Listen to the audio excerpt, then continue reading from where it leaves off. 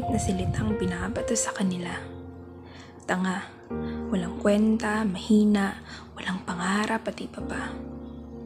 Mga matalim na salitang sinasalo nila. Tanggap naman nila na sila'y nagkamali. Nagkamali sa tao na kanilang pinili. Kaya nga patuloy silang nagsisikap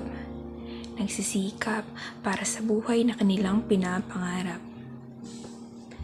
Hindi sila tanga dahil nagmahal lang naman sila sa isang tao na akala nila ay tama na.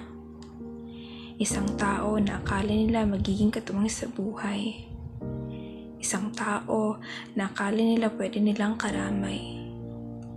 Hindi isang tao na pagbubuhatan sila ng kamay o di kaya'y iiwan. Sila ay may kwenta sapagkat inalagaan nila kanyang pamilya kahit siya na lamang mag-isa.